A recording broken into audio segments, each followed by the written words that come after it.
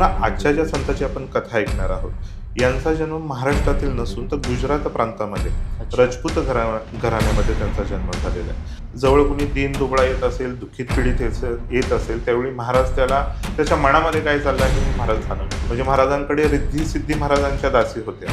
म्हणजे आजही जर कोण्या भक्ताला महाराजांची प्रचिती घ्यायची असेल, महाराजांचा आशीर्वाद प्राप्त करून घ्यायचा असेल, तर महाराज तेव्हाही अंगाराची पुडी देतो. आजही पुसेगाव महाराजांच्या अंगाराची पुडी दिली जाते. समजा तुमच्या मागे कोणती भूतबाधा असेल, बाहेरचा कुठल्या शक्तीचा त्रास असेल, तर दत्त महाराजांच्या समोर असणारी म्हणजे महाराजांच्या समोर जी असणारी अंगाराची पुडी घेऊन आला तर तो त्या त्रासातून बरेचसे लोक मुक्त होतात. असे अनुभव आजही लोकांना आहेत की सेवागिरी महाराजांबद्दल गोंदावलेकर महाराजांनी असं सांगितलं की तुमच्या गावामध्ये म्हणजे पुसेगावकरांना नाही, तुमच्या गावामध्ये कल्पवृक्षाचं झाड आले, मी जर या गावामध्ये नसेल तर माझ्या पश्चात या गावामध्ये पैशाचा पाऊस पडेल. म्हणजे महाराजांनी जसं ठरवलं होतं तशाच गोष्टी घडत होत्या. जिवंत समाधी. जिवंत समाधी महाराजांनी केली. नमस्कार, मी रुपेश आणि तुमच्या सर्वांचं स्वागत आहे रिअल टॉक विथ आर डीमध्ये. आणि आज आपल्यासोबत आहेत सचिन खुसपे. तर नमस्कार. दादा, तुझं खूप खूप स्वागत आहे पॉडकास्टवर. आणि जसं की दादा, तुझं प्रोफेशन जरी वेगळं असलं तरी तुला अध्यात्माची आवड ही कधीपासून लागली? पण छंद म्हणून अनेक पुस्तकांचं वाचन माझ्याकडून आतापर्यंत झालेलं आहे. त्याच्यामध्ये मग मी प्रत्यक्ष त्या ठिकाणाहून जाऊन आलेलो आहे. म्हणजे कर्नाटकमध्ये असणारे काही क्षेत्र असतील, जसं हिंचगिरी संप्रदायाचा अभ्यास मी केलेला आहे. त्याच्यामध्ये भाऊसाहेब महाराज उमदीकर झाले, गुरुलिंग जंगम महाराज झाले, ब गुरुदेव रानडे झाले. म्हणजे ह्या संतांच्या अनेक ठिकाणी मी स्वतः प्रत्यक्ष जाऊन आलो. 3-3 दिवस तिथे मुक्काम केला आणि कसं ते संत चरित्र घडत गेलं याचा अभ्यास मी करत गेलो. आणि दादा, आता लगोलग 18 डिसेंबरला पुसेगावमध्ये रथोत्सव होतो. आणि म्हणतात की तिथे पैशाचा पाऊस देखील होतो. तर त्याचा काय पूर्ण इतिहास, जो सेवागिरी महाराजांचा इतिहास? आता जसं तू म्हटलंस, की आपण म्हणजे आध्यात्मिक विषयावरती बोलतोय आणि आजचा हा विषय जो आपण घेतलेला की सेवागिरी महाराजांचा विषय आहे. आणि तिथे पैशाचा पाऊस पडतो, याच्यामागेही काही आख्यायिका आहेत आणि महाराजांचे काही आशीर्वाद आहेत आणि या गावाला एक महाराजांचा आशीर्वाद लाभलेला आहे. जसं मी तुला सांगितलं, की भरतखंडे नरदेह प्राप्ती हे तो परमभाग्याची संपत्ती. म्हणजे भारत देशामध्ये जन्माला येणं हे परमभाग्य समजलं जातं. आणि या भारताच्या भूमीमध्ये, महाराष्ट्राच्या भूमीमध्ये अनेक संत जन्माला आले. हां. पण आजच्या ज्या संतांची आपण कथा ऐकणार आहोत, यांचा जन्म महाराष्ट्रातील नसून तर गुजरात प्रांतामध्ये अच्छा. राजपूत घराण्यामध्ये त्यांचा जन्म झालेला आहे. आणि गुजरातमधून ते महाराष्ट्रामध्ये आले. सातारा जिल्ह्यातील खटाव तालुक्यामधील पुसेगाव या गावाला त्यांनी आपली कर्मभूमी बनवली. आणि आजही महाराजांचा जो रथोत्सव आहे खूप मोठ्या प्रमाणामध्ये पार पडत असतो. आता ही महाराजांची जन्मकथा काय आहे, महाराज इथे पुसेगावमध्ये का आले, कसे आले? याबद्दल आपण थोडक्यात माहिती जाणून घेऊयात. तर महाराजांचा जो जन्म जसं मी मगाशी सांगितलं, की जुनागडमध्ये अमरसिंह आणि सुशीला देवी हं. हे दाम्पत्य जुनागडमध्ये राहत होतं. आणि त्यांचं असं होतं की घरामध्ये सगळी परिस्थिती अनुकूल होती. घरामध्ये धनधान्य संपन्न ते परिवार होतं. राजपूत घराणं होतं. पण एक असा प्रसंग त्यांच्या जीवनामध्ये घडत होता की त्यांच्या पोटी संतान नव्हतं आणि संतान सुखाच्या तळमळीने ते अत्यंत दुःखी अंतःकरणामध्ये नेहमी असायचे. बरोबर. मग ज्यावेळी मी तुला हा उल्लेख देतोय म्हणजे सुशीला देवी आणि अमरसिंह हे ईश्वर भक्त सुद्धा होते. कारण कोणताही संत ज्यावेळी एखाद्या दाम्पत्याच्या पोटी जन्माला येत असतो त्यावेळी त्यांची आधी परीक्षा घेतली जाते. अच्छा. त्यांच्याकडून ईश्वर भक्ती करून घेतली जाते, अनेक अनुष्ठानं करून घेतली जातात. थोडक्यात उदाहरण द्यायचं झालं तर आद्य शंकराचार्यांचा जन्माची तुला कथा माहिती असेल. तिथे त्यांच्या पोटी ज्यावेळी शंकराचार्य त्यांच्या आईच्या पोटी जन्माले त्यांनाही अनेक उपवास व्रत वैकल्य करावी लागली. गोंदावलेकर महाराजांचा जन्म झाला. त्यांच्याही आईने अखंड नामस्मरण केले त्यावेळी गोंदावलेकर महाराजांचा जन्म झाला. माझ्या वडिलांची मिरासी का देवा, तुझी चरणसेवा पांडुरंगा.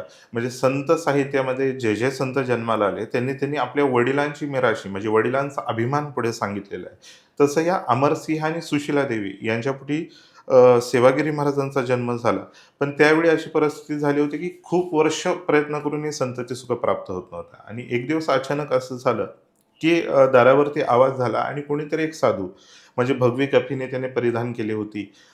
त्याच्या जटांचा भार होता, हातामध्ये चिमटा होता, झोळी होती, असा एक साधू त्यांच्या घरापाशी येतो आणि त्यांना भिक्षेसाठी विचारणा करतो, ओम हं. भवती भिक्षांदेही. त्यावेळी सुशीला देवी ज्या दानी होत्या, ईश्वरभक्त होत्या, त्या हातामध्ये धान्य घेऊन किंवा काहीतरी भिक्षा घेऊन त्या साधूच्या जवळ येतात आणि साधूच्या झोळीमध्ये भिक्षा टाकणार आणि त्यांना आशीर्वाद ज्यावेळी त्यांनी घेतला, त्यावेळी ते साधू म्हटले, की "पुत्रवती भव." त्यावेळी सुशीला देवी त्यांना म्हणतात, की तुम्ही जो आशीर्वाद दिला म्हणजे आम्ही गेले काही हं. वर्षापासून या संतान सुखासाठी प्राप्ती करतो आणि हेच आशीर्वादांचा फलीभूत होऊ देत. त्यावेळी पूर्णगिरी महाराज जे तिथे उभे होते म्हणजे सेवागिरी महाराजांचे पुढे जाणारे पुढे गुरु. जाऊन जे गुरु होणार होते, त्या पूर्णगिरी महाराजांनी 2 फळं त्यांच्या झोळीमध्ये टाकली, त्यांच्या ओटीमध्ये टाकली आणि त्यांना आशीर्वाद दिला, की तुला 2 मुलं होतील. त्यातला एक जो थोरला मुलगा असेल तो संन्यासी होईल आणि जो धाकटा मुलगा असेल तो गृहस्थाश्रम चालवेल म्हणून. आणि साधूंनी आशीर्वाद दिला. काही काळ निघून गेला आणि जसा पूर्णगिरी महाराजांनी जो आशीर्वाद त्यांच्या आईला दिला होता, त्या पद्धतीने त्यांच्या पोटी 2 पुत्ररत्न जन्माला आली. त्यातला अच्छा. थोरला जो होता त्यांचं नाव शिवसिंग आणि हेच आपल्या आजच्या कथेचे नायक आहेत. अच्छा. म्हणजे पुढे जाऊन ही यांच्याबद्दलचीच कथा आपण ऐकणार आहोत आणि धाकटे जे होते ते होते जयसिंग म्हणजे त्यांच्या धाकटे बंधू. असं करत काळ पुढे लोटत होता. रामलक्ष्मणासारखी ही जोडी वाढत होती. 7 वर्षांनी पूर्णगिरी महाराज परत तिथे अमरसिंह आणि सुशीला देवींच्या घरापाशी आले आणि त्यांनी सांगितलं, की आता जगाच्या कल्याणासाठी हा तुझा जो थोरला पुत्र आहे, म्हणजे ज्यांचं नाव शिवसिंग आहे, त्यांना तू माझ्याकडे दे. जड अंतःकरणाने शिवसिंगाने आणि शिवसिंगाला त्यांच्या आईने म्हणजे सुशीला देवीने आणि अमरसिंह यांनी पूर्णगिरी महाराजांच्या हवाली करून दिलं आणि इथून पुढे मग सेवागिरी महाराजांचा पुढचा प्रवास चालू होतो. तर दादा शिवसिंगचे सेवागिरी महाराज कसे झाले? अ, कसं आहे मगाशी मी तुला जसं सांगितलं, की पूर्णगिरी महाराजांनी आशीर्वाद दिला त्यांच्या आईला. त्यांच्या पोटी 2 संतान प्राप्ती झाली. म्हणजे 2 पुत्ररत्न जन्माला आली. त्याच्यानंतर त्यावेळेस त्याने सांगितलं होतं, की हा संन्यासी होईल आणि जगाचा उद्धार करेल, जगाचं कल्याण करेल. आता ज्यावेळी शिवसिंग यांची दीक्षा दशनाम जुना आखाड्याच्या पद्धतीने म्हणजे त्या परंपरेने त्यांची झाली. एकदा एखाद्या व्यक्तीने संन्यास घेतला, तर त्यांचा म्हणजे ते घरापासून आणि संन्याशी होऊन जगापासून म्हणजे त्यांच्या कुटुंबापासून ते वेगळे होत असतात. त्यांचं नावही बदललं जातं. तर बरोबर. त्या परंपरेनुसार मग शिवसिंगचे सेवागिरी महाराज झाले. मग पूर्णगिरी महाराजांनी त्यांना दशनामाच्या अनेक विद्या त्यांना शिकवल्या. अनेक मंत्रसाधना, आसनं त्यांच्याकडून करून घेतली. वेगवेगळे योग असतील, प्राणायाम असतील, मंत्र असतील, अनेक रिद्धी-सिद्धी त्यांना प्राप्त करून दिल्या. असे सेवागिरी महाराजांचे जे गुरु होते, ते जर पाहिलंस तर जुनागड आणि गिरनार हे खूप जवळ-जवळ आहे. म्हणजे जुनागडचा ज्यावेळी आपण परिसर पाहतो तिथून 5 ते 6 किलोमीटर अंतरावरती गिरनार पर्वत आहे. अच्छा. मग या गिरनार पर्वतावरती मग अखंड सेवागिरी महाराजांनी मग त्यांची साधना केली, तपश्चर्या केली आणि मग सेवागिरी महाराजांचा पुढील कार्यभाग सुरू झाला. मग त्यापुढे त्यांची वाटचाल कशी राहिली सेवागिरी महाराजांची? सेवागिरी महाराजांनी जुनागड या ठिकाणी त्यांचा तपश्चर्या म्हणजे 12 वर्ष त्यांनी तपसाधना केली. अनेक सिद्धी, अनेक मंत्र, अनेक वेगवेगळे आसनं, योग हे सिद्ध करत गेले. त्यावेळी त्यांच्या गुरूंनी त्यांना आज्ञा केली, की वेदावती तीरी जा. जिथे पुसेगाव नावाचं एक गाव आहे, तिथे सिद्धेश्वराचं मंदिर आहे आणि तिथे जाऊन त्या सिद्धेश्वराची सेवा कर आणि तिथे जगाचा उद्धार कर, त्या गावाचा उद्धार कर. अशी आज्ञा पूर्णगिरी महाराजांनी दिली. आता गुरुच्या आज्ञेवरून मग सेवागिरी महाराजांनी भ्रमंती सुरू केली. असं करत असताना त्यांनी अनेक भारतातील देवस्थानं त्यांनी म्हणजे पायी त्यांनी ते फिरले. मग अच्छा. त्याच्यामध्ये 12 ज्योतिर्लिंगाचं त्यांनी दर्शन घेतलं. सप्तपुरींचं त्यांनी दर्शन घेतलं. चारधाम यात्रा केली. केदारनाथ, बद्रिकाश्रम, खाली दक्षिणेमधली सगळी तीर्थयात्रा अशा पद्धतीने सेवागिरी महाराजांनी अनेक तीर्थयात्रा केल्या. आणि ह्या तीर्थयात्रा करत असताना कराचीमध्ये म्हणजे पाकिस्तान या ठिकाणी त्यांना ज्योतिराव जाधव आणि श्रीरंग जाधव हे पुसेगावचे 2 व्यक्ती त्यांना योगायोगाने भेटले. आणि मग त्यांनी महाराजांना विनंती केली, की आता तुम्ही अ, आमच्या इकडे म्हणजे पुसेगावला या अच्छा. ठिकाणी या, सिद्धेश्वर महाराजांची सेवा करा. म्हणजे जशी गुरूंनी शब्द दिला त्या पद्धतीने योगायोग घडला सुद्धा आणि सेवागिरी महाराजांना ज्योतिराव जाधव भेटले, श्रीरंगराव जाधव भेटले आणि मग त्यांच्या विनंतीवरून सेवागिरी महाराज हे पुसेगावला आले. म्हणजे त्यांना निमित्त भेटलं तिथं येण्यासाठी, हां, सातारा निमित्त देण्यासाठी. भेटले. कारण जसं मी तुला मागासपासून सांगतो, की एखाद्या संतांनी शब्द टाकला म्हणजे गुरूंनी सांगितलं होतं. कारण हे सगळं नियतीने ठरवून दिल्यासारखा घटनाक्रम चाललाय. जर तू सुरुवातीपासून पाहतोस तर सेवागिरी महाराजांचा जन्म हा सुद्धा एक चमत्कारच म्हणला जातो. चमत्कारच झाला. कारण ज्यावेळी 2 फळं टाकली जातात, त्याच्यातून पुत्ररत्न प्राप्त होतं. हे ठरलेल्या नियतीने ज्या गोष्टी ठरवून दिल्या होत्या, त्या गोष्टी घडत होत्या आणि मग सेवागिरी महाराज पुसेगावला आले. तर दादा साताऱ्यामधलं पुसेगावच का? म्हणजे तेच गाव का निवडलं आणि तिथे आल्यानंतर मग त्यांचं कार्य कसं त्यांनी पुढे चालवलं? आता या ठिकाणी पुसेगाव निवडण्यामागचं कारण एकतर त्यांच्या गुरूंनी त्यांना सांगितलं होतं की तुला दंडकारण्य क्षेत्री वेदावती नदीतीरी जायचं आहे आणि पुसेगाव या गावी सिद्धेश्वराचं जे मंदिर आहे ते नाथ संप्रदायामधील एक ज्योतिर्लिंग असल्याचं सांगितलं जातं. म्हणजे आजही त्या ठिकाणी सिंहनाद होतो. म्हणजे सिंहनाद म्हणजे ज्यावेळी पाणी पडत असतं शिवपिंडीवरती, त्यावेळी त्यातून सिंहाचा नाद म्हणजे सिंहनाद आल्यासारखा आवाज होतो. हे एक अत्यंत जागृत देवस्थान असल्यामुळे पुसेगाव या गावाची सेवागिरी महाराजांनी निवड केली. आता जर पुसेगाव ही नगरी जर पाहिलीच, म्हणजे आजचं जर पुसेगाव पाहिलं तर थोडंसं भौगोलिकदृष्ट्या जर पाहिलं आपण, तर पूर्वी त्याला नेर पुसेवाडी असं म्हटलं जायचं होतं अच्छा. आणि त्यावेळी जवळपास 50 ते 100 उंबऱ्यांचं गाव ती होतं. गाव होतं, छोटंसं गाव होतं. त्या गावामध्ये धनगर कुटुंब राहत होते असं सांगितलं जातं आणि आत्ताचे जे जाधव त्या ठिकाणी आहेत, ते बारामती तालुक्यातील परिंचे या गावचे आहेत, असं काही ठिकाणी त्याचा उल्लेख आहे. मग या पुसेगावमध्ये ज्यावेळी सेवागिरी महाराज आले होते, म्हणजे सुरुवातीलाच महाराजांनी त्या ठिकाणी वास्तव्य केलं, सिद्धेश्वराच्या मंदिरामध्ये राहत होते. पण त्या काळामध्ये समाज अत्यंत नास्तिक होता, अच्छा. जड होता आणि अज्ञानी होता. म्हणजे एवढा मोठा साधू त्यांच्या गावामध्ये आला आहे, तरीही त्यांना त्या गोष्टीची जाणीव नव्हती. हं, हं, हं. म्हणजे पुसेगावच्या अनेक लोकांनी त्यांना भिक्षा दिली नाही. त्यांच्याबरोबर जे 10-12 शिष्य आले होते, त्यांची अन्न दशा झाली, की त्यांना आता खायचे खायचं काय, प्यायचं काय, अशी चिंता त्यांच्यासमोर उभी राहिली. कारण गावामध्ये कोणीही त्यांना भिक्षा द्यायला तयार नव्हतं. जे कोणी भिक्षा देत होतं, त्यांनाही काही गावकऱ्यांनी सांगितले, "या साधू संतांना म्हणजे ह्या साधूंना, बुवांना भिक्षा देऊ द्यायची नका. नाही." आणि अशी परिस्थिती गावामध्ये निर्माण झाली. सेवागिरी महाराज अंतःकरणातून व्याकुळ झाले. गुरुच्या आज्ञेवरून पुसेगावला आले होते खरे. पण त्याच्यानंतर गावामध्ये राहण्याची सोय नव्हती आणि अन्न-पाण्याची सोय नव्हती. कोणी भिक्षा वाढत नव्हतं. महाराज अत्यंत व्याकुळ झाले. त्यामुळे मग महाराजांनी निर्णय घेतला, की आता पुसेगाव सोडायचं. मग पुसेगाव सोडून जायचं कुठे? हं, हं, हं. हाही विचार त्यांच्या मनामध्ये आला. पण काही करून कारण त्यांचे तर त्या ठिकाणी हाल होतच होते. पण त्याचबरोबर त्यांच्या शिष्याचेही हाल होत होते. हो. मग सेवागिरी महाराजांनी ठरवलं, की आता पुसेगाव सोडायचं म्हणून. बरोबर. मग एक दिवस असा उगवला, सेवागिरी महाराज आपल्या शिष्यांना सांगितलं आणि शिष्यांसहित ते पुसेगाव सोडण्यासाठी वेदावती तीरी म्हणजे येरळा नदीच्या काठी गावाच्या वेशीवरती आले. त्यावेळी भला मोठा भुजंग, एक भला मोठा सर्प त्या ठिकाणी महाराजांना आडवा आला. म्हणजे महाराज ज्या दिशेने जायचा प्रयत्न करत होते, त्या दिशेने परत तो नाग म्हणजे तो सर्प, तो भुजंग त्या ठिकाणी येत होता आणि महाराजांना अडवत होता. आणि महाराजांनी हाच दैवी संकेत समजला आणि महाराज म्हटले, की नाही, विधात्याची इच्छा आहे, श्री शंकराची इच्छा आहे, की आपण इथं थांबावं. इथं आणि थांबावं. महाराजांनी त्या इच्छेखातर पुन्हा एकदा म्हणजे पुसेगावमध्ये राहायचं ठरवलं.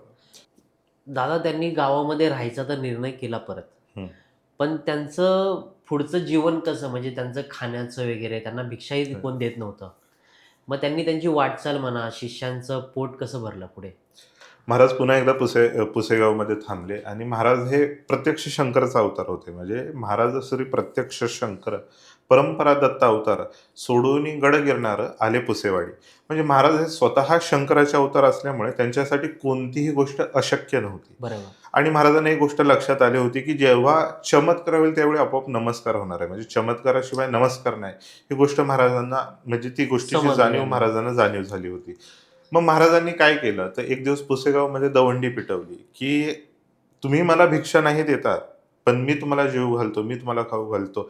अशा पद्धतीची दवंडी गावामध्ये पेटवली. आणि मग गावामधले नास्तिक मतवादी जी लोकं होती, ती गोष्ट जाणून-बुजून तिथे बघायला आले, की हा महाराज, हा जो साधू आहे, याच्याकडे स्वतःकडे खायला काय नाहीये, तो गावाला काय खायला घालणार आहे? अशी त्यांच्या मनामध्ये भावना निर्माण झाली. मग बरेचशी लोकं महाराजांनी ज्या ठिकाणी बोलावलं होतं सिद्धेश्वराच्या मंदिरापाशी सगळे गोळा झाले. बघतात तर आजूबाजूला कुठेही अन्न नाहीये, धान्य नाहीये आणि कुठलीही जेवणाची सोय नाही. अशा हां. परिस्थितीत महाराज कुठून जेवण बनवून देणार हां, आहेत? तेच. अशी भावना त्यांच्या मनामध्ये निर्माण झाली. मग महाराजांनी काय केलं? त्यावेळी एक मोठा चमत्कार महाराजांनी केला. जिथून पुढे महाराजांची प्रसिद्धी संपूर्ण पंचक्रोशीमध्ये झाली. अच्छा. सिद्धेश्वर महाराजांचं जे मंदिर आहे, म्हणजे सिद्धेश्वराचं जे मंदिर आहे, त्याच्या बाजूला एक पिंपळाचं झाड होतं. आणि त्या पिंपळाच्या झाडापाशी महाराज आले आणि महाराजांनी त्या पिंपळाच्या झाडाला नमस्कार केला आणि मग पिंपळाच्या झाडाला भिक्षा मागितली. ज्या महाराजांना गावामध्ये कुणीही भिक्षा देत नव्हतं, त्या महाराजाला त्या पिंपळाच्या झाडाने त्याच्या फांद्या खाली वाकवल्या आणि मग त्या फांद्यातून पीठ पडायला लागलं आणि पिठाच्या राशीच्या राशी त्या ठिकाणी गोळा झाल्या. आणि मग त्या पिठाच्यापासून महाराजांनी संपूर्ण गावकऱ्यांना जेवण बनवलं आणि संपूर्ण गावाला म्हणजे जेवण खाऊ घातलं. त्यावेळी मग महाराजांची प्रचिती संपूर्ण गावाला आली. मग चमत्काराला जसा नमस्कार असतो त्या पद्धतीने मग संपूर्ण गावकरी महाराजांच्या चरणी नतमस्तक व्हायला लागले.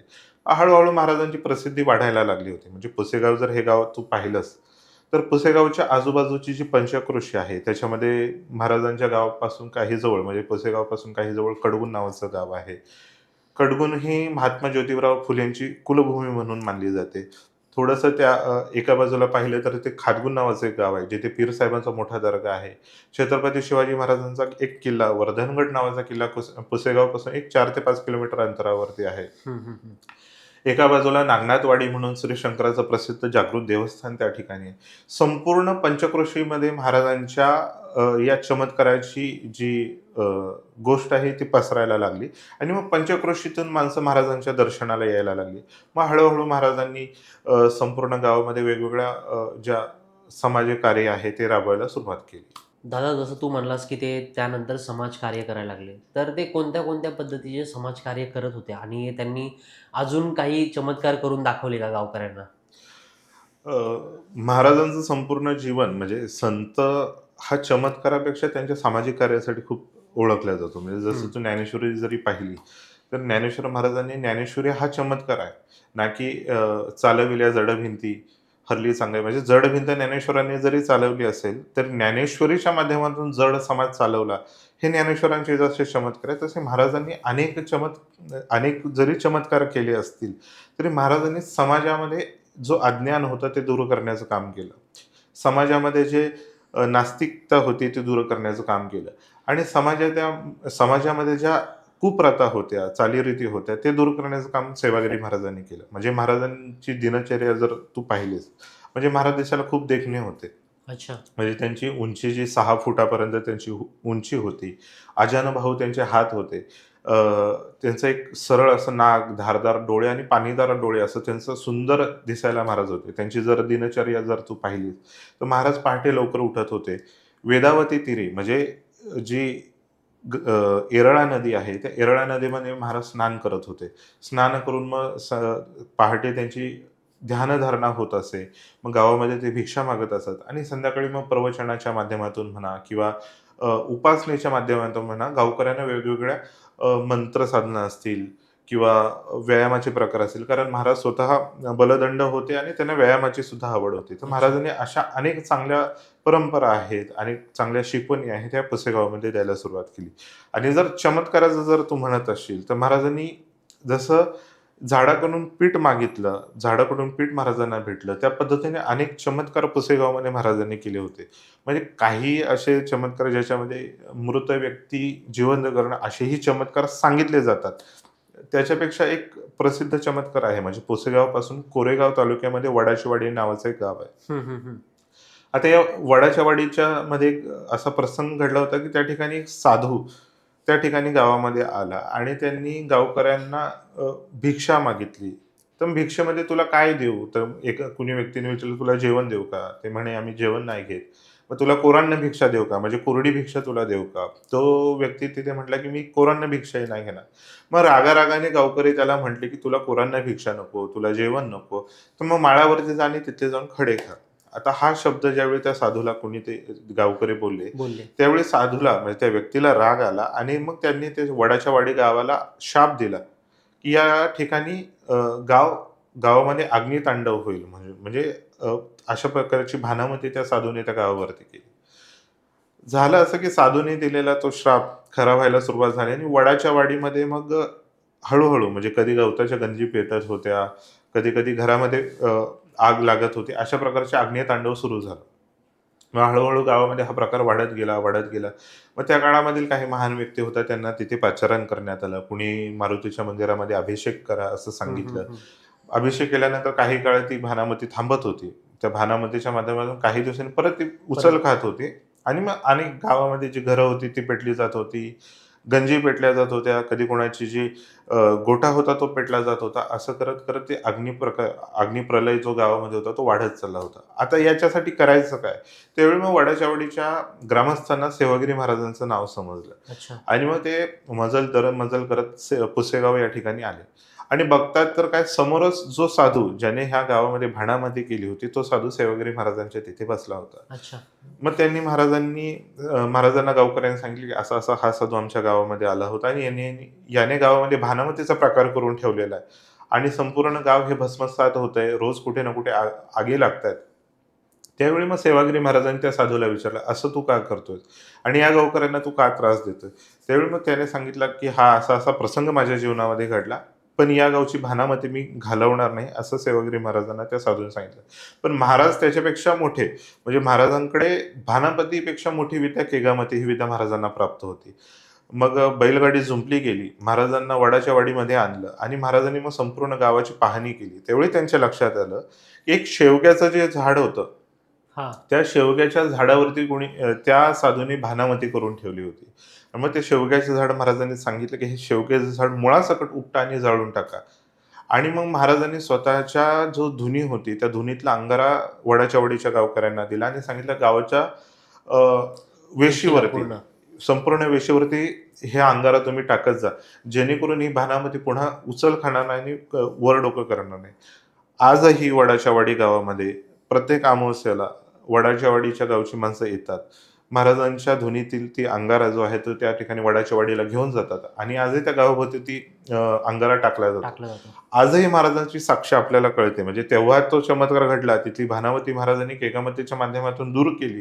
पण आजही वडाच्या वाडीच्या ठिकाणी अग्नीचा जो कुठे प्रसंग घडत असेल, तर मग सेवागिरी महाराजांचा अंगारा त्या ठिकाणी घेऊन जातात आणि अग्नी त्या ठिकाणी थांबली जाते. म्हणजे आजही महाराजांच्या चमत्काराची प्रचिती आपल्याला येते. हा जसा मी तुला चमत्कार सांगितला, तसं महाराज हे अंतर्ज्ञानी होते. हं. म्हणजे एखाद्याच्या मनामध्ये काय चाललेलं आहे. तर महाराजांनी फलटण मधील एक गृहस्थ त्या ठिकाणी ग्रंथ वाचन करत असताना अचानक त्यांच्यामध्ये चहा पिण्याची इच्छा निर्माण झाली. त्यावेळी महाराजांनी त्यांच्या शिष्याला सांगितलं, की "जा बाबा त्यांच्यासाठी चहा घेऊन ये." असे अनेक प्रसंग म्हणजे महाराजांच्या जवळ कोणी दीन-दुबळा येत असेल, दुःखित पीडित येत असेल, त्यावेळी महाराज त्याच्या मनामध्ये काय चाललं आहे हे महाराज जाणून जाणून घेत होते. म्हणजे महाराजांकडे रिद्धी-सिद्धी महाराजांच्या दासी होत्या. ज्यावेळी पुसेगाववरून पंढरपूरला जायचा एक प्रसंग त्यांच्या जीवनामध्ये आला. त्यांच्या बटव्यामध्ये ₹1 शिल्लक होता आणि त्यांच्या भक्तांनी म्हणजे त्यांच्या जवळचा जो शिष्य होता त्यांनी पाहिलं, की महाराजांच्या बटव्यामध्ये ₹1 ₹1 शिल्लक आहे. पण महाराज पुसेगाववरून पंढरपूरमध्ये जात असताना म्हणजे वेळोवेळी त्यांनी तो पैसा खर्च केला. आणि परत बटव्यामध्ये ₹1 तसाच शिल्लक असायचा. शिल्लक आहे. म्हणजे पुसेगावपासून पंढरपूरची यात्रा झाली. महाराज पुन्हा पुसेगावमध्ये आले, तरी बटव्यामध्ये ₹1 शिल्लक होता. म्हणजे महाराजांना रिद्धी आणि सिद्धी प्राप्त होत्या. महाराजांच्या रिद्धी-सिद्धी दासी होत्या. अशा पद्धतीने महाराजांनी जीवनामध्ये अनेक चमत्कार केले. आणि त्याच्यापेक्षा मोठा चमत्कार म्हणजे महाराजांनी पुसेगावकरांना किंवा संपूर्ण त्यांच्या भक्तजना ओम नमो नारायण हा मंत्र म्हणजे दशनाम जुना आखाडाचा ओम नमो नारायण हा मंत्र दिला. आणि या मंत्राच्या माध्यमातून अनेकांचे कुटुंब, अनेकांचे परिवार असतील किंवा त्यांच्या अडी-अडचणी महाराजांनी दूर केलेल्या आहेत. दादा, जसं तू आत्ता बोललास, की सेवागिरी महाराजांना रिद्धी-सिद्धी ह्या त्यांच्या दासी होत्या. हं. मग त्यांनी रिद्धी-सिद्धीचा म्हणजे उपयोग करून समाजकार्य कसं केलं त्यांनी? अ, कसं आहे की संताबद्दल हा भ्रम बऱ्याचदा उत्पन्न होतो, की ते रिद्धी-सिद्धीच्या माध्यमातून समाजकार्य करत असतात. पण असं नाहीये. संत हे स्वतः सिद्ध असतात आणि सिद्धयोगीच्या मुखातून निघालेला एक-एक शब्द हा सिद्ध होतं. सिद्ध होत असतो. म्हणजे महाराजांनी सहज जरी कुणाला आशीर्वाद दिला, म्हणजे सहज बोलणे हितोपदेश करुणी सायास शिकविते. महाराजांनी सहज जरी कुणाला आशीर्वाद दिला, तरी तो आशीर्वाद फलश्रुत होत होता. म्हणजे महाराजांनी सहज कुणाला जरी एखादा शब्द वापरला, तर त्याची प्रचिती महाराजांच्या माध्यमातून, म्हणजे त्या शब्दाच्या माध्यमातून भक्तांना येत होती. म्हणजे महाराज बऱ्याचदा म्हणत असताना म्हणत होते, की "तेरी माय मरी जाय." म्हणजे अशा माध्यमातून बऱ्याचदा ते बोलत होते. याचा गूढ अर्थ वेगळा असतो. अच्छा. म्हणजे महाराज संत बोलत असताना कधी-कधी गूढ अर्थाने बोलत असतात. याचा अर्थ की तुमच्यामधला अज्ञान जे आहे, तुमच्यामधला जो अंधकार आहे तो दूर होऊन जाऊ देत. तुमच्यामधला अहंकार जो आहे तो दूर होऊन जाऊ देत. ज्यावेळी आपल्यामधला अहंकार दूर होत असतो, त्यावेळी सहज भक्त हा देवाजवळ जात असतो. त्याच्यामुळे महाराज सहज एखादी गोष्ट बोलून जात होते आणि त्यांच्याकडून ते गोष्टी घडत होत्या. महाराजांना कुस्तीचं प्रचंड वेड होतं. हं, मग हं. ह्या रिद्धी-सिद्धीचं जसं तू गोष्ट सांगितली, त्या तत्कालीन लोकांना सुद्धा रिद्धी-सिद्धीची भीती वाटत होती. महाराज जर रिद्धी-सिद्धीच्या माध्यमातून काय करतायत की काय? तर महाराजांना कुस्तीची प्रचंड आवड होती.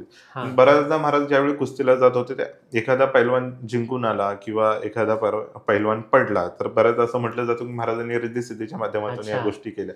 त्यामुळे महाराज मग कुस्तीला जाणं सुद्धा टाळत होते, कारण अशा गोष्टी घडायला नको. बरोबर. तर महाराजांकडे अनेक विद्या त्यांना प्राप्त होत्या. म्हणजे पूर्णगिरी महाराजांच्या आशीर्वादाने, गिरनार पर्वतामध्ये केलेल्या तपसाधनेमुळे अनेक वनस्पतीचं ज्ञान महाराजांना होतं. अनेक मंत्राचं ज्ञान महाराजांना होतं. म्हणजे असे छोटे-छोटे प्रसंग आपण सांगू शकतो. म्हणजे कोणाला लहान मुलं दृष्ट झाले असेल, तर दृष्टीसाठी सुद्धा महाराज काही उपाय देत होते. आणि महाराजांचा सगळ्यात मोठा आशीर्वाद म्हणजे महाराजांनी आजही पुसेगावमध्ये त्यावेळी महाराजांनी जी धुनी पेटवली होती, त्या धुनीचा अंगारा हा महाराजांचा सगळ्यात मोठा आशीर्वाद. अच्छा. म्हणजे कुणाला समजा एखादं दुभतं जनावर आहे ते दूध देत नसेल किंवा एखाद्या जनावराच्या मागे काही बाधा असेल किंवा बाहेरची बाधा असेल, तर त्याच्यावरती आजही तो अंगारा काम करत असतो. म्हणजे महाराजांची रिद्धी-सिद्धी म्हणजे महाराजांचा अंगारा असं जरी आपण म्हटलं तर ते वावगं ठरणार नाही. म्हणजे महाराजांनी दिलेला अंगारा हाच त्यांचा प्रसाद होता. म्हणजे आजही जर कोण्या भक्ताला महाराजांची प्रचिती घ्यायची असेल, महाराजांचा आशीर्वाद प्राप्त करून घ्यायचा असेल, तर महाराज तेव्हाही अंगाराची पुडी देत होते आणि आजही पुस्तकामध्ये महाराजांच्या अंगाराची पुडी दिली जाते. समजा तुमच्या मागे कोणती भूतबाधा असेल, बाहेरचा कुठल्या शक्तीचा त्रास असेल, तर दत्त महाराजांच्या समोर असणारी म्हणजे महाराजांच्या समोर जी असणारी अंगाराची पुडी घेऊन आला, तर तो त्या त्रासातून बरेचसे लोकं मुक्त होतात. असे अनुभव आजही लोकांना येतात. दादा मी काय म्हणतो, म्हणजे मला एक प्रश्न पडला, की प्रत्येक संतांचा, प्रत्येक गोष्टीचा एक वार असतो. म्हणजे हं, त्या दिवशी, त्या वारी प्रभाव जास्त असतो त्या गोष्टीचा. हं, तर जसं तू सेवागिरी महाराजांचा अंगारा, हं. तर त्यासाठी पण कोणता वार आहे का, की त्या दिवशी त्या अंगारा आहे त्याचा प्रभाव जास्त असतो? तर संतांच्या बाबतीत जर आपण म्हटलं, तर कुठलाही दिवस असा विशेष दिवस असं काही नसतं. ठरलं जात नाही. म्हणजे ज्ञानेश्वर महाराजांचं उदाहरण द्यायचं झालं तर अवघा तो शकून हृदयी देवाचे चिंतन. म्हणजे संत ज्या वेळी एखादी गोष्ट आपल्याला देत असतात, त्यांच्या अंतःकरण हे नेहमी सदैव भक्ताच्या ज्या चिंता आहेत, भक्ताच्या ज्या मनातल्या इच्छा आहेत, ते कल्पवृक्षाप्रमाणे काम करत असत. त्याच्यामुळे हा अंगारा विशेष दिवशीच काम करतो असं नाही. तरीही सेवागिरी महाराजांचा अमावास्या हा दिवस त्या ठिकाणी बऱ्याचदा पाळला जातो. म्हणजे अमावास्येच्या दिवशी भक्त त्या ठिकाणी सेवागिरी महाराजांची वारी करत असतात. सेवागिरी महाराजांचं अंगारा प्रसाद असेल, भोजन असेल किंवा अन्नदान असेल, हे अमावास्येच्या दिवशी बऱ्याचदा आजही मठामध्ये ते चालत असतं. तर महाराजांच्या अमावास्येबद्दल म्हणजे महाराज हे अमावास्येच्या दिवशी किंवा त्या ठिकाणी त्यांचे उत्सव होत असतात. त्याच्यामुळे बऱ्याचदा प्रभावी दिवस जर आपण मांडलं, तर गुरुवार किंवा अमावास्या या दिवशी महाराजांच्याकडे भक्तांची गर्दी होते आणि त्या दिवशी दिलेली जी वस्तू असेल, त्या दिवशी जे कार्य केलेलं असेल. कारण जसं मी मगाशी तुला सांगितलं, की संत हे कालातीत असतात. म्हणजे हं. त्यांच्यासाठी असा विशिष्ट असा कुठला दिवस नसतो. पण त्यांनी दिलेला हा प्रसाद कधीही फलीभूत होत असतो. म्हणजे आजही जरी आपण अंगाराची एखादी चिमूट महाराजांच्या नावाने उचलली आणि आपल्या डोक्याला लावली, इथे बसून सुद्धा, तरी ते फलीभूत होणारच आहे. मग त्यावेळी सेवागिरी महाराजांचे समकालीन संत अजून कोण होते का? कसं आहे सेवागिरी महाराज 1905 मध्ये पुसेगाव या ठिकाणी आले. म्हणजे पुसेगाव या ठिकाण आल्यानंतर त्या काळामध्ये जसं मी मगाशी तुला सांगितलं, की काही प्रसिद्ध देवस्थानं पुसेगावच्या अवतीभोवती आहेत.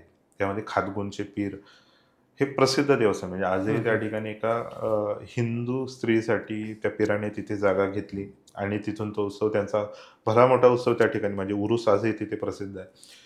पुसेगावपासून 30 किलोमीटरवरती गोंदावले नावाचं एक गाव आहे. गोंदावलेकर महाराज हे खूप प्रसिद्ध महाराज म्हणून ओळखले जातात. म्हणजे हं. नाम आणि गोंदावलेकर महाराज हे कधीही एकमेकांपासून वेगळे नाहीत. श्रीराम, जयराम, जय जयराम हा मंत्र गोंदावलेकर महाराजांनी अखंड समाजाला दिला. आणि खूप मोठी विभूती सातारा जिल्ह्यामध्ये गोंदावले या ठिकाणी होऊन गेली आणि पुसेगावपासून त्याचं अंतर जवळपास 30 ते 35 किलोमीटर एवढं असेल. अच्छा. म्हणजे गोंदावलेकर महाराजांबद्दल सांगितलं जातं, की जयाचा जगी जन्म नामात झाला. जयाने जगी वास नामात केला. जयाच्या मुखी सर्वदा नाम कीर्ती. नमस्कार माझा श्री ब्रह्मचैतन्य मूर्ती. म्हणजे असे नामाचे सदैव जे नाम घेत असत होते, असे हे गोंदावलेकर महाराज एकदा पुसेगावमध्ये सेवागिरी महाराजांच्या तिथे या 2 संतांची भेट त्या ठिकाणी झाली आणि असा तो प्रसंग सांगितला जातो, की सेवागिरी महाराजांबद्दल गोंदावलेकर महाराजांनी असं सांगितलं, की तुमच्या गावामध्ये म्हणजे पुसेगावकरांना सांगितलं, तुमच्या गावामध्ये कल्पवृक्षाचं झाड आलेलं आहे. अच्छा. म्हणजे सेवागिरी महाराज स्वतः हे कल्पवृक्षाचे झाड आहेत. इथे तुम्ही जे काही मागाल, ठीक ठीक आहे. म्हणजे तुम्ही जे काही मागाल ती इच्छा तुमची पूर्ण होणार आहे. गावकऱ्यांना सांगितलं. गावकऱ्यांना सांगितलं. आणि त्यावेळी असं त्यांनी सांगितलं होतं की कल्पवृक्षाच्या झाडाखाली बसून शेव मेव मुरमुरा मागू नका, तर असं काही मागा की तुमच्या जीवनामध्ये त्याने बदल होईल. आणि महाराजांचं सांगणं होतं की हे कल्पवृक्षाचं झाड तुम्ही जे जे मागाल ती ती इच्छा तुमची पूर्ण करणार आहे. म्हणजे असे हे संत एकमेकांना भेटत होते आणि एकमेकांना त्यांच्या दिव्यत्वाची प्रचिती सुद्धा येत होती. म्हणजे सेवागिरी महाराजांना त्या काळामध्ये अनेक मोठे मोठे व्यक्तिमत्व येऊन भेटले होते आणि महाराजांनी स्वतः म्हणजे संपूर्ण भारत भ्रमण केलं होतं. जसं मी तुला सांगितलं की बद्रिका आश्रम झालं किंवा केदारनाथ झालं किंवा हं. 12 हं, ज्योतिर्लिंगाचं हं, दर्शन हं. महाराजांनी केलं होतं. त्यांच्या जीवनामध्ये अनेक विभूती त्यांना भेटल्या होत्या आणि काही विभूती ह्या पुसेगावमध्ये येऊन सुद्धा भेटल्या होत्या. दादा ह्या दोघांची भेट झाली म्हणजे त्यांनी गोंदवलेकर महाराजांनी गावकऱ्यांना देखील सांगितलं, की कल्पवृक्षाचं झाड आहे. हं. तुम्ही मागा काय मागायचं ते. मग त्यानंतर वाटचाल कशी चालली? कसं आहे, सेवागिरी महाराज हे स्वतः कल्पवृक्षाचं झाड आहे, असं जसं मगाशी मी तुला सांगितलं. त्यावेळी महाराज नेहमी म्हणत होते, "मी जर या गावामध्ये नसेन, तर माझ्या पश्चात या गावामध्ये पैशाचा पाऊस पडेल. आणि ही जी भूमी आहे, म्हणजे पुसेगाव ही भूमी आहे, ही सुवर्ण नगरी म्हणून ओळखली जाते." आणि महाराजांचा हा शब्द आहे. मी पुन्हा एकदा रिपीट करतो हे वाक्य, की महाराज नेहमी म्हणत होते, की माझ्या पश्चात या गावामध्ये पैशाचा पाऊस पडेल आणि ही भूमी सुवर्ण नगरी म्हणून ओळखली जाईल. याचं कारण असं होतं, की त्यावेळी महाराज म्हणजे महाराजांनी 1948 साली आपला देह ठेवला आणि त्याच्यानंतर म्हणजे त्यांनी जिवंत समाधी घेतली. म्हणजे ते ब्रह्मलीन झाले. त्यानंतर आजही त्या दिवसापासून आज म्हणजे 18 डिसेंबर दिवशी महाराष्ट्रातील तमाम लोकांना मी सांगेन, की त्या दिवशी तुम्ही जाऊन बघा. आजही त्या ठिकाणी एका दिवसामध्ये रथावरती जशी गुलाल उधळण होते, त्या पद्धतीने आजही लोकं रथावरती पैसा उधळला जातो. पैशाच्या मोठ्या-मोठ्या माळा त्या ठिकाणी बांधल्या जातात आणि हा रथोत्सव संपन्न होत असतो. म्हणजे महाराजांनी त्यावेळी जो शब्द दिला होता, त्याची प्रचिती आजही भक्तांना येत असते. आता हा अवतारकार्य पुढे कसं चालत गेलं, तर महाराजांनी विविध समाजकार्य करत होते. दत्त महाराजांची भक्ती ते करत होते. सिद्धेश्वराची भक्ती करत होते. महाराजांनी त्या ठिकाणी एक उल्लेख म्हणजे शिलालेख लिहून ठेवलेला आहे. म्हणजे जुनागडवरून ते आलेले आहेत. त्यांच्या दशनाम आखाड्याचा उल्लेख त्या शिलालेखामध्ये महाराजांनी करून करून ठेवलंय. ठेवलेला आहे. त्यावेळी त्यांनी पिंपळाचा एक पार बांधला. त्या पारावरती दत्त महाराजांचं एक छोटंसं मंदिर बांधलं आणि त्याच्यापुढे 4 एकर जमीन महाराजांनी म्हणजे याच्यासाठी त्या मठाकरता घेऊन ठेवली. तिथे बगीचा फुलवला. महाराज स्वतः ओढत होते.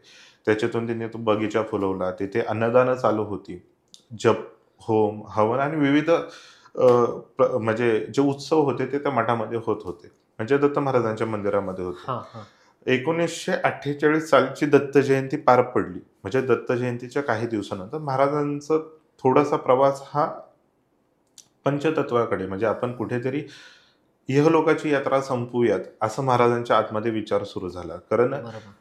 वीर ओळखावा रणी आणि साधू ओळखावा मरणी असं सांगितलं जातं. म्हणजे वीराची ओळख म्हणजे शूरवीराची ओळख कुठे असेल तर रणांगणामध्ये होत असते रणांगणामध्ये. आणि साधूची ओळख कुठे होत असते तर साधूची ओळख ही मरणामध्ये होत असते. आता याचा उल्लेख परत ज्ञानेश्वरीमध्ये ज्ञानेश्वर महाराजांनी सांगितला आहे. "जो का झाकलिया घटीचा दिवा, नेनोजी काय जाहला केव्हा, या परी पांडवा जो देह सोडी." म्हणजे जसा झाकल्या घटीचा दिवा विझत असतो आणि हळूहळू तो संपून जात असतो. त्या पद्धतीने पांडवा जो देह सोडी याला साधूचं वर्णन सांगितलं आहे. मग सेवागिरी महाराजांचा जो शेवटचा प्रसंग होता, त्यावेळी महाराजांनी स्वतः ठरवलं होतं, की आता आपल्याला जिवंत समाधी या ठिकाणी घ्यायची आहे. जिवंत समाधी घेण्यासाठी तत्कालीन सरकारकडून किंवा काही असतील जे हायर ऑथॉरिटीज असतील तिकडून काही अशी शक्यता होत नव्हती, की परमिशन भेटेल. पण महाराजांनी ठरवलं होतं आणि मग 10 जानेवारी 1948 तो दिवस उगवला आणि महाराजांनी आपला देह पंचतत्वामध्ये विलीन करून घेतला. जर आपण असं पाहिलं, की महाराजांनी स्वतः गेले असं जगाला भासवलं. म्हणजे महाराज जिवंत समाधीच्याच ओघाने चालले होते. महाराजांनी आपला देह जरी सोडला, त्यावेळी संपूर्ण पुसेगाव त्या ठिकाणी जमा झालं. अंतःकरण अत्यंत दुःखित अंतःकरणाने सगळी लोकं त्या ठिकाणी आली. महाराजांचा शिष्य समुदाय त्या ठिकाणी आला आणि जे दशनाम जुना आखाडा आहे, त्या पद्धतीने महाराजांना मग परत त्यांना समाधी द्यायचं असं ठरवलं. त्याच्या आधी मग बैलगाडी सजवली गेली. हं, मोठी हं. मोठी नारळाची पानं असतील, केळीची पानं असतील, त्याने ती बैलगाडी सजवली गेली आणि महाराजांचा तो फोटो आपल्याला आजही बघायला भेटेल. म्हणजे त्या काळी काढलेला फोटो. महाराज त्या ठिकाणी त्या रथावरती त्या बैलगाडीवरती बसवले गेले. पूर्ण म्हणजे जे पुसेगाव नगरी आहे, ते पुसेगावातून महाराजांची ते शेवटची मिरवणूक जात होती. हो. असं आजही सांगितलं जातं. म्हणजे काही उल्लेख आहेत, की ज्यावेळी महाराज त्या रथावरती बसले होते, बसवलं होतं त्यांना आणि ज्यावेळी रथ पुसेगावमधून फिरत होता, एका पिंपळाचं जिथे एक झाड आहे, त्या झाडापाशी महाराजांना घाम फुटला होता. असं काही लोक सांगतात. अच्छा. म्हणजे हे कितपत शक्य आहे, की महाराजांनी देह सोडून गेला आणि तिथे घाम फुटला होता. म्हणजे महाराजांनी जसं ठरवलं होतं तशाच गोष्टी घडत होत्या. जिवंत समाधी घ्यायची. जिवंत समाधी महाराजांनी घेतली. महाराज पुढे आले. दत्त मंदिर होतं त्याच्या खाली त्यांनी जागा ठरवून ठेवली होती, इथे आपल्याला समाधी घ्यायची आहे. त्या ठिकाणी एक विवर खणण्यात आलं. म्हणजे आजही पुसेगावला गेला तर विवरामध्ये खाली भुयारामध्ये जाऊन आपल्याला महाराजांचं दर्शन घ्यायला भेटतं. ते विवर खणण्यात आलं. त्या त्या त्या ठिकाणी काही वनस्पती असतील, काही भस्म असतील, मीठ असेल, असं त्या विवरामध्ये टाकण्यात आलं. आणि गावकऱ्यांना प्रश्न पडला, की एवढ्या छोट्या विवरामध्ये हा देह कसा ठेवायचा? म्हणजे एवढ्या या कारण असं होतं, की ज्यावेळी मृतदेह असतो किंवा मृत शरीर असतं, ते कडक होत कडक असतं. होऊन जातं. थोडंसं त्याला आतमध्ये सोडण्यात अ, वेगवेगळ्या अडथळे येत असतात. पण महाराज हे स्वतः योगी होते आणि त्यावेळीही महाराजांनी स्वतःची प्रचिती दाखवली. म्हणजे ज्यावेळी जिवंत शरीर जसं मूव्हमेंट करत असतं, त्या पद्धतीने महाराजांची तिथे हालचाल झाली आणि ते शरीर सहज त्या विवरामध्ये आतमध्ये गेलं होतं. म्हणजे महाराजांनी जाताना काही लीला केल्या आणि नंतर महाराजांनी जाताना सांगितलं, की "बाबा, तुम्ही ज्या वेळी मनापासून मला हाक माराल, त्यावेळी महाराज त्या ठिकाणी प्रगट होत असतील." आता याचं जर उदाहरण तुला द्यायचं झालं, तर सर्परूपी काही अनुभव आजही पुसेगावमध्ये घडत असतात. अच्छा. जसं मी तुला सांगता-सांगता एक गोष्ट आपली सांगायची राहून गेली, की त्या काळामध्ये एक मामलेदार हं, हं, हं. पुसेगावमध्ये आले होते. सिद्धेश्वराच्या मंदिरामध्ये त्यांचं सतत येणं होत होतं. तर काही शिष्यांनी, काही गावकऱ्यांनी महाराजांना सांगितलं, की आज मामलेदार या ठिकाणी येणार आहात. महाराज आजच्यासाठी हे मंदिर आपल्याला थोडंसं मोकळं ठेवायचं आहे. सेवागिरी महाराजांनी गावकऱ्यांची इच्छा ऐकून घेतली. तिथून काही अंतरावरती जे कळकीचं बेट होतं, तिथे महाराज ध्यानसाधनेसाठी गेले. तो मामलेदार त्या ठिकाणी आला. काही गाद्या असतात, तक्के असतात त्या ठिकाणी सजवण्यात आले. मामलेदाराला तिथे बसण्याची सोय केली. हां. मामलेदार ज्यावेळी त्या ठिकाणी आले, त्यावेळी एक सर्प पुन्हा एकदा तिथे मोठ्या-मोठ्याने फुसकरत त्या ठिकाणी उभा राहिला. काही केल्या मामलेदारांना तिथे बसून दिलं. त्यावेळी मामलेदारांनी विचारले, "हे काय असं घडलं?" मग त्यावेळी गावकऱ्यांनी सांगितले, "इथे जे होते ते सेवागिरी महाराज बसत होते." म्हणजे आजही जशी त्या ठिकाणी सर्परूपाने त्या ठिकाणी महाराजांनी प्रचिती मामलेदाराला दिली आणि महाराजांना परत मग त्यांना यथोचित त्या गादीवरती महाराज येऊन बसले. तशी सर्पाची प्रचिती आजही पुसेगावमध्ये घडत असते. जर आपल्याला स्क्रीनवरती दाखवायला भेटले तर काही फोटो आपल्याला बघायला भेटतील, की ज्यावेळी पुसेगावमध्ये रथोत्सव संपन्न होत होता. बऱ्याचदा ते शटर ज्यावेळी उघडलं जात होतं रथ बाहेर काढण्यासाठी, त्या ठिकाणी आजही सर्प दर्शन देत असतो.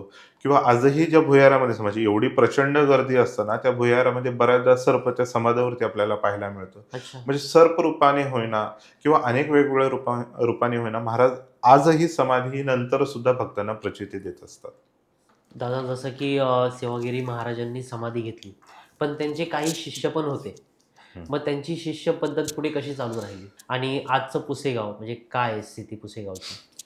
कसं आहे महाराजांनी 1948 साली जिवंत समाधी घेतली. ब्रह्मलीन श्री सेवागिरी महाराज त्यांना असं ओळखलं जातं. आता ही रथोत्सवाची परंपरा सुरू कशी झाली? जर महाराज गेल्यानंतर दशनाम आखाड्याप्रमाणे त्यांचे जे शिष्य होते, म्हणजे नारायणगिरी महाराजांनी मग ही रथोत्सवाची परंपरा सुरू केली. तर त्या काळामध्ये भैरवनाथाची मोठी यात्रा पुसेगावमध्ये भरत होती. हं. पण गावकऱ्यांनी ठराव केला, की सेवागिरी महाराजांना आपलं ग्रामदैवत मानायचं आणि त्यांच्या नावाने मग आपण रथोत्सव चालू करायचा. मग दसऱ्याला त्यावेळी काही जे आहे सभा भरवल्या गेल्या आणि मग नारायणगिरी महाराजांनी मोठा रथ त्या ठिकाणी तयार करून घेतला आणि तेव्हापासून मग रथोत्सवाची परंपरा हळू सुरू झाली. मग रथोत्सवावरती बऱ्याचदा महाराजांचा फोटो ठेवला जात असे. बऱ्याचदा म्हणजे आजही आपल्याला त्या त्या ठिकाणी पाहायला भेटते, की शासकीय पूजा सकाळी संपन्न होत असते.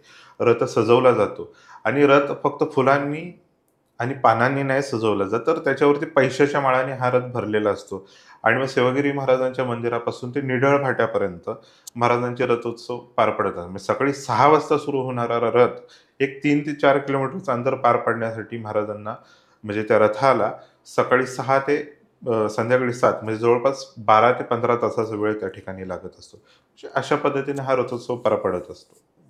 जशी नारायणगिरी महाराजांनी परंपरा सुरू केली, त्याच्यानंतर हनुमानगिरी महाराज झाले, आत्मगिरी महाराज झाले किंवा त्याच्यानंतर आता सद्यस्थितीला सुंदरगिरीजी महाराज या मठावरती मठाचे अधिपती आहेत आणि मठाचा कार्यभार सांभाळत असतात. आता पुसेगावची ही रथपरंपरा जसं मगाशी मी सांगितलं, की मी गेल्यानंतर पैशाचा पाऊस पडेल. महाराजांनी असा आशीर्वाद या गावाला दिला होता आणि ही भूमी सुवर्णनगरी म्हणून ओळखली जाईल. हं. महाराजांनी जे शब्द वापरले त्या शब्दाप्रमाणे आजही म्हणजे गेल्या 2024चा जर आपण आकडा पाहिला तर 75 लाख एका दिवसामध्ये रथावरती जमा झाले होते. आणि हा आकडा वाढतच चाललेला आहे. म्हणजे या ठिकाणी जसं स्वदेशी चलन येते त्या पद्धतीने काही परदेशी नोटा सुद्धा आपल्याला या रथावरती पाहायला भेटतात. म्हणजे आजही भक्तांचे नवस महाराज पूर्ण करतायत.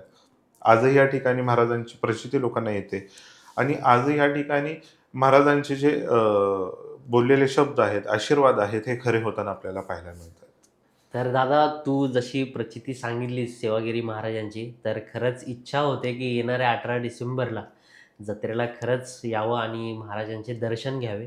तू जी महाराजांबद्दल माहिती सांगितलीस, त्यांची प्रचिती सांगितलीस, तर ऐकून खरंच खूप छान वाटलं. ह्या गोष्टी, बऱ्याचशा गोष्टी माहीत नव्हत्या, त्या आज माहीत पडल्या. आणि दादा, आता जाता जाता तू काय सांगून जाशील? कसं आहे, की आपण आज सेवागिरी महाराजांची पूर्ण म्हणजे त्यांचा जन्म कुठे झाला, ते पुसेगावमध्ये कसे आले, त्यांनी अवतार कार्य कसं केलं आणि सेवागिरी महाराजांचा खूप मोठा रथोत्सव जो आहे, येत्या 18 डिसेंबरला पुसेगाव या ठिकाणी संपन्न होणार आहे. म्हणजे त्या ठिकाणी मोठा कृषी उत्सव असतो आणि महाराष्ट्रातील सगळ्यात मोठं हिंदकेसरी मैदान म्हणून पुसेगावला ओळखलं जातं. बरोबर. म्हणजे पुसेगावमध्ये जी बैलजोडी विजयी होत असते, तिला हिंदकेसरी हा ऑफिशियल मान त्या ठिकाणी दिला जातो. बरोबर. म्हणजे सगळ्यात मोठं महाराष्ट्रातलं पुसेगावमध्ये भरणारं हिंदकेसरी मैदान असेल, कृषी प्रदर्शन असेल आणि सगळ्यात मोठा रथोत्सव असेल. सगळ्यांनी आवर्जून 18 डिसेंबरला पुसेगाव या ठिकाणी यावं आणि महाराजांचे आशीर्वाद घ्यावे आणि संतत्व काय असतं, देवत्व काय असतं याची प्रचिती या ठिकाणी घ्यावी. जाता जाता एवढंच सांगेल, की सेवागिरी महाराजांचा एक वर्णन आहे, की जय देव जय देव जय सेवागिरी आणि पुसेगावची केली सुवर्ण नगरी. म्हणजे महाराजांनी शब्द दिला तसं आजही सुवर्ण नगरी. महाराजांची समाधी जी आहे ती आजही सुवर्णमंडित समाधी आपल्याला पाहायला मिळते. म्हणजे महाराजांनी जे जे शब्द दिले आणि गावावरती अनेक उपकार केले. म्हणजे जसं महाराजांनी साताऱ्यातील पुसेगावाला उपकृत केलं, तसं महाराजांनी संपूर्ण जिल्ह्याला, संपूर्ण महाराष्ट्राला अनेक पद्धतीने आशीर्वादाने संपूर्ण महाराष्ट्राला उपकृत केलेलं आहे. एवढंच मी जाता जाता सांगेन.